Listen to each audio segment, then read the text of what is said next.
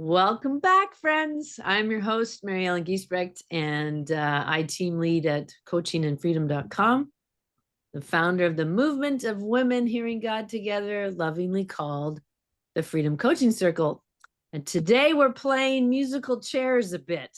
My co-host today is Coral Ross, and you may recognize her from a previous video where I interviewed her about her healing journey. Welcome, Coral. Yeah, I'm so excited to be with you both today and to talk about what we're going to talk about. This is really exciting. Yeah. So today we get to interview someone who is near and dear to our hearts in the Freedom Coaching Circle. In fact, you've probably seen her join me in interviewing others. So this time we get to interview her. Welcome, Sue. Hi, guys. Oh, so good to be here with you all. So good. So Coral, Sue, and I, we get to adventure together and as iron sharpening iron, empowering women and hearing God. And Sue Carpenter is a teacher and trainer, life coach, and spiritual director with decades of ministry experience and spanning over 30 nations. In fact, she and I got to travel to her 30th nation. Yes. That was amazing. That was awesome. I got to be a part of that milestone. That was sweet. So Sue has a heart, pardon me. I'm getting over something, so I might clear my throat a little bit. But Sue has been just adding so much joy to our community. She has passion to see people, young and old, walk in their God-given identity and freedom with the ability to hear God's voice and encounter his heart. And so today we get to journey together in something that is long overdue to talk about. Okay. I can't believe it. She's been hopping all over the globe and, trying to get into the same time zone has been a bit of a juggle, but we are here. Sue recently released her very first children's book, The Power of Three. Look at that. I love this cover. So there's three little guys on the front and there's a treasure chest right here. And look at the colors in this. This is beautifully done by your sister, Sue. Yes, Deanne Slaughter. And check this out. Check this out. Look in my solarium here. See this? That is actually your sister's painting she gave me of the lilacs. Oh, yeah. Yes. So she is a talented artist, can do all sorts of things, including, look, I just love that. The vibrancy of the colors. So it's a powerful adventure about three brothers, a mysterious treasure, and a dragon that grows stronger with fear. So while most kids are using their imagination to escape boredom, these brothers use theirs to face danger and transform their world. So it's super cool. In fact, did you know, Sue, I was listening to the audio version of it last night. And I just love it. I was laying in bed. So I usually listen to like the Bible on audio as I'm falling asleep. I fell asleep to your voice, taking me on adventures. So good. So Sue, we're excited to dive into this with you today. Welcome. Thank you so much. It's so fun, you guys. Thank you for doing this. Oh, it's so good. So awesome. So we've got some questions that we wanted to ask you about just the birthing of this story. And Coral's going to start us off with the first question, and then we're going to go from there. Okay. Yeah. And Sue, I was reading this early this morning. I've got my copy here. I gave away my first copy. I had to get another one. And I'm sure I'm going to give away this one too. But I was reading it and it was so fun because for me, I grew up with three older brothers and an older sister. So I love that. But what inspired you to write this? Was there something specific that inspired you to write this? Yeah, actually, in Canada, I was invited for a dinner and I met three little boys at this dinner. When I arrived, the boys had designed a scavenger hunt for me with rhyming clues. And afterwards, when I returned home, I had a dream, and I thought I would share it in an audio message to the boys because it was like an adventure about them. And each week I sent them a little bit more like a cliffhanger serial. And the boys were so excited. They would message me back and tell me their favorite part. And they were just like little puppies laughing and giggling over the adventures. And then they said, this should be a book.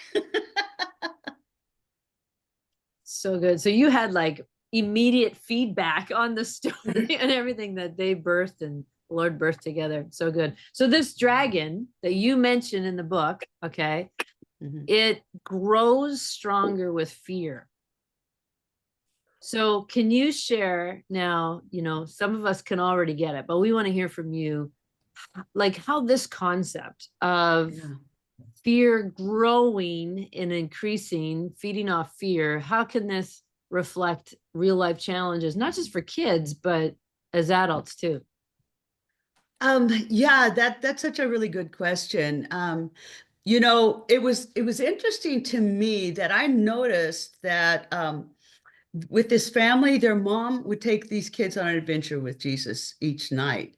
And they get to choose a place to meet with him. And then sometimes the oldest would even lead the youngest. So that was really interesting. And I saw how a child's identity can form through the one who created them through imaginative adventures with Jesus. So throughout the book, that core value of family, but the concept of a fear having to deal with all of our lives, whether we're children, youth, or adults, the concept of benefiting from another's fear is really embedded in our culture. Creating fear for financial gain or for power or for influence, whether you're a bully on the playground, extorting lunch money, or your media outlet trying to get more views, fear of what others think, fear of risk, fear of what missing out. These are issues that challenge us all, no matter what our age. And I saw that when these children could meet with Jesus, it would begin to impact their identity because, of course, you know what the Bible says, perfect love casts out fear. God calls himself love. And so the more our children meet with love, the more we ourselves meet with love, the less power fear has over our life. I think there's even a psalm that talks about in the Passion Translation, how fear can never capture me because your love already has. So I just love that thought, that idea. Yeah, That's beautiful. for facing fears. Yeah. Good. Thank you. Yeah. Coral, you got the next one. Oh, I love that the boys, as I understood you saying it, they're the ones who said this needs to be a book.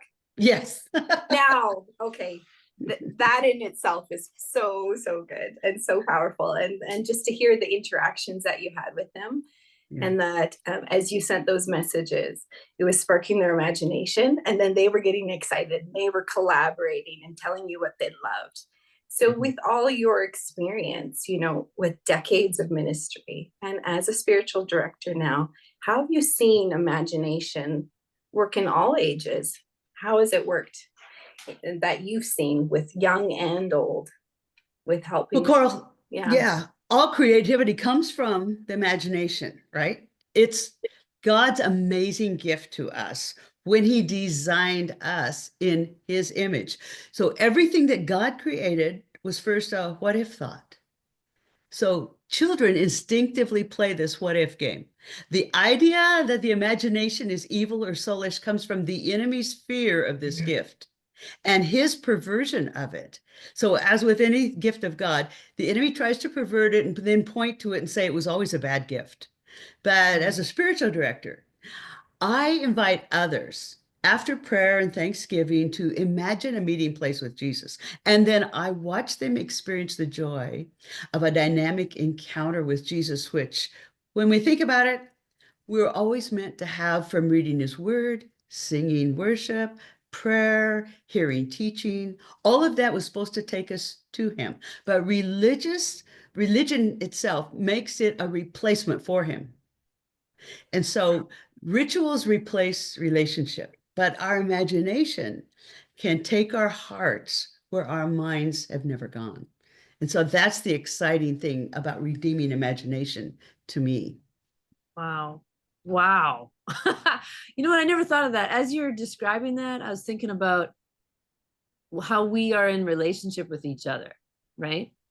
We don't shut off our imaginations when we're in conversation with each other. Like when you're telling me a story, I'm like, oh, I can't even think about that. I can't even imagine, like, because that's wrong.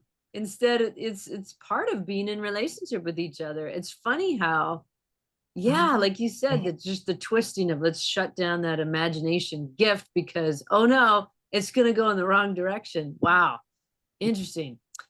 Thanks for clarifying and just picture, allowing us to picture that, you know.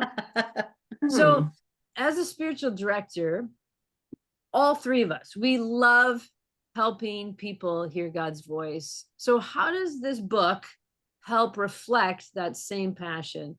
Just tell us even more of some of the gold nuggets that we find in this book. Yeah, you know, the same way that Jesus taught from parables or things that were familiar to people, then he would link them to his kingdom, something they weren't familiar with.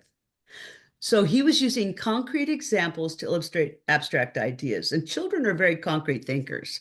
And so I take them from the realm of fantasy in this book, in this what if world, in this what if adventure with Jesus, into, at the very end, activation. So think of this book as a fantasy book that can just be enjoyed as an adventure like Narnia. And as adults are reading Narnia, they're more aware probably of some of the children reading Narnia of what the symbolism is throughout that book, how it reflects how Aslan represents Jesus and him dying and then coming back to life.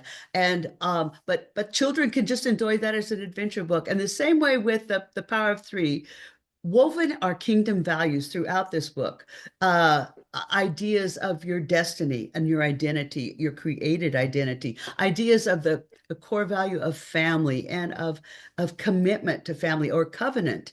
These are things that are just value systems that are woven throughout the book. But then at the back part of the book, I'm going to give them an opportunity to do activations in which they can go on an adventure of imagination with Jesus, because I'm asking them questions about the characters in each chapter. So every chapter in the back of the book will be an activation for that chapter 1, chapter 2, chapter 3. So they can go back to something that happened in that chapter, and then they can go on an adventure with Jesus. And with their imaginations, let him give them a gift or a promise. Let him speak to them. And so we can have this book is really written on 2 levels. So it's written on the level where a child can just enjoy the adventure and the core values. Parents can rest assured, oh, this is supportive of what our family values as truth. Yeah. And then it can be on the next level up where parents, grandparents, I have grandparents writing to me saying, oh, I'm so enjoying going through this with my grandchild and I'm doing the activations with them. And so how good is that? That just, to me, that just is amazing that's because I was, as I was praying and asking, advice from people, how do I do this? I was going to do every activation at the end of each chapter, but then it was brought to my attention that would just break up the flow. Why don't just let them have the adventure and then go back and revisit the adventure? And you and I both know how many times kids like to repeat. They'll watch the same movie over and over and they know all the dialogue, So yeah, that seemed to work really well to bring it to that level with the children of taking the next step up with Jesus. Yeah. Beautiful. Well, that kind of leads into my next question, Sue, which the fact that you even have grandparents. I'm a grandma, so that's really special. But you have grandparents giving you feedback, and I love the way you wrote that book with the mother of the 3 boys, encouraging but letting them adventure. There was such beauty to the dynamics. And for me, being the youngest of 5 children, like it just, the love between the siblings, yeah, it brought me back to my childhood with so much love for my older siblings. So what do you know, maybe explain more fully, what do you see as more parents and their children go through this book together? What do you want to see happen as they experience this together as a family? Yeah, I want this to be an opportunity for conversations. That's really my desire, is just to connect through play. And you know, like when the boys invited me over and to do their scavenger hunt, that they had meticulously written every clue and rhymed them, just amazing.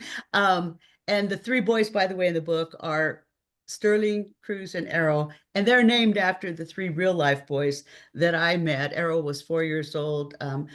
Cruz was, I think, 6 years old, and then I believe Sterling was 8 when I met these 3 boys. And so them, you know, pulling me and getting excited and giving me hotter, colder, watching me have that discovery. I want this book and as they go through it to be step by step, what's next, adventure, find out what's going to happen with Jesus, where we're going to meet with him now. What's he going to say this time? Is he going to give me something to wear? Is he going to give me a gift that, why is that the gift he gives me? And so connecting through play, connecting to insights into the real world. So it's a setup. It's a setup for questions that parents and caregivers. I have my vision is to see these books also go to kids who are in foster care, kids who are in trauma, kids who can just sit down and read an adventure, and see, you know, good and see evil, and watch how much more power good has over evil, because they've experienced that in their lives. And yeah, so my heart is really for this to be a resource to a generation that's just crying out right now. There's just such a void for this type of resource for families. And as I said, for foster parents who have children that need to see that there is more power in who God will connect them with. And God, he says in his word, puts the solitary in families. So he's placing children with people that will care for them. And sometimes it's their grandparents that have the spiritual input. Sometimes it's an aunt and uncle or a godmother or a godfather that's taking spiritual responsibility as a spiritual mom and dad. So that's my heart, really, for their conversations to happen, for play to be involved, and fun, because the kingdom of God is about joy. And so we don't want to lose that in terms of our relationship with the Father. Children need to understand how joyful Jesus is and how much he loves them and how he has such good things for them. That's so beautiful, Sue. Yeah. Oftentimes when I was serving as a institutional church pastor, I noticed how the adults would come alive when we would do something with the children in the main gathering. And often they would say, you know, when we do this, it's my favorite service. We would do a celebration service of intergenerational ages, and it was always the favorite. So, by the way, Sue, when I was listening to the audiobook last night, I was just amazed at how you got the boys' personalities and voices so well. It was like, oh my goodness, that absolutely sounds like Arrow or Sterling or Cruz. It was amazing. You do it so well. So are there more adventures coming? Because these boys are always on adventures. So are you going to bring more adventures? Is there a series? What's happening? Yeah, the second book is coming out soon. It's called The Castle of Delight. And there are going to be 6 books in total in this series. Each one is going to take us deeper through portals into travel into new worlds. And the brothers are going to discover why they were given the special abilities they have. And they're going to discover their ultimate destiny as a battle between good and evil climaxes. Wow. Wow. So this is an Can't wait. epic adventure. This is an epic adventure. So good. My goodness. Well, Sue, thank you that we could catch you in the right time zone. Oh, Coral, you got Can I say something? something? Yes.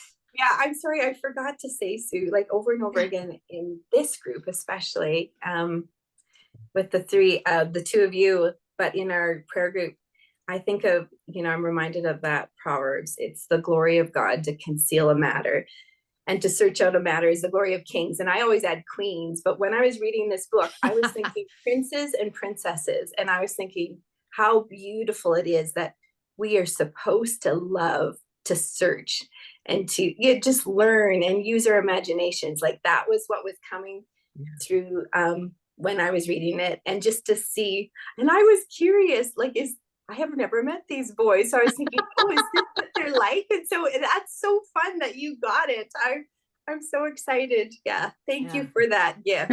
Yeah. Actually, Sue, there's something that's coming to my mind about a real testimony of a boy that you led who was not kind of nonverbal.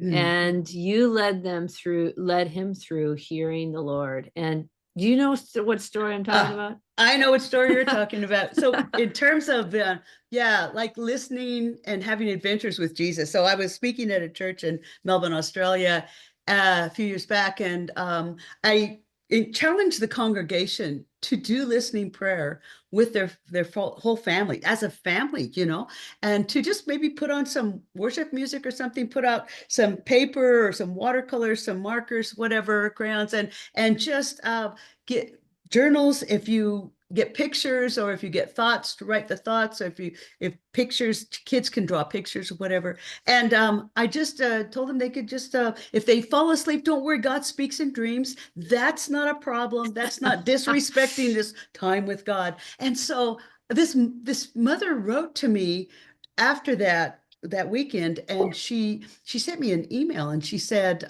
I just have to tell you what happened. We went home after church, and I went into cleaning mode, and then I remembered your challenge, and I thought, it's Sunday afternoon, we're all going back to work on Monday, back to school, but let's do this. Let's do what the speaker said. So she told her family, and they're all, okay, we'll try something new, So they all got in the family room there, and she put on some worship music. And she said within a few minutes, her daughter and I believe her husband both fell asleep. And she said, and I remembered you said, it's fine, God can speak in dreams, so she didn't get upset or want to wake him up or something. And then she said, I looked down, and my youngest son, he was drawing pictures on paper, and he was just coloring and drawing all these things. And then he'd finish one paper and he started another one, and then he finished one paper and started another one. And so after a while, she just felt the curiosity to ask him what it was that he was drawing. So she picked up one of his pictures, and she said, hey, Jai, can you tell me what this is?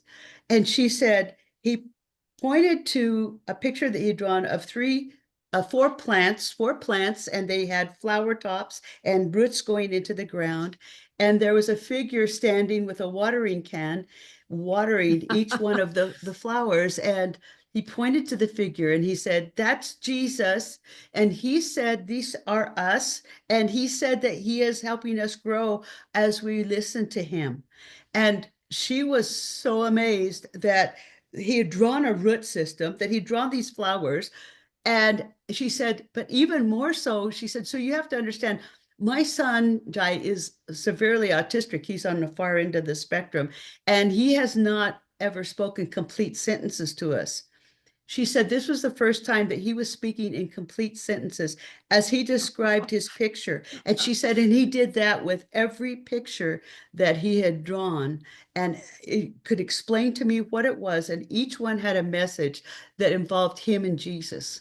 And she said, if I told my family, we will do this from now on. We will make time for this to happen, because look at the miracle that happened, not only in my son, but how God is speaking through him to our whole family. So I just, encourage the imagination is God's gift. It was God's gift to us first when he created us. We are created in his image, and healing comes from time spent in his presence. Yeah. Wow. Well, Wow. that's powerful. Right? Isn't that amazing? I've had my own beautiful adventures with my own sons who are, 22 and 20, just recently with the 20-year-old. And it's just amazing to watch what Jesus can do. Wow. So Sue Carpenter, we can find your book on Amazon. Yes. And so go look for Sue Carpenter. Now there's actually another Sue Carpenter on Amazon. So yeah. Be sure you got the right Sue be sure Carpenter. you got the right one. Look for The Power of Three and stay tuned for the upcoming adventures of other books. There's also on Kindle, and there's also the audiobook. Audible. And so that is super fun as well. Especially I grew up, so to this day, my boys, I raised them, we would listen to audio stories, and the audio stories would have, different accents and all kinds of things. To this day, they will remember certain lines, and we have fun just, laughing about it all. So I feel like this will be a classic, kind of like Adventures in Odyssey. That was another big thing for me growing up. I laughed because the audio editor I was working with, his reaction to me doing my own sound effects. He's like, how did you make that sound? That's awesome. So fun. I bet you he had all kinds of strange dreams that night. Oh, it's so good. Well, thank you so much for those who are listening and watching this video. I just invite you to just give some encouragement to Sue. Go look for the book and share testimonies of what God does through either the reading of the book or the listening of the audio. And you can find more about Sue Carpenter and Coral Ross and myself at coachinginfreedom.com. You'll also see the reference to the books there for Sue and myself. Thank you again for joining us. Thank you. And we'll see you next time. Thanks, Awesome. Sue. Thanks, Coral. Thank you. Yeah.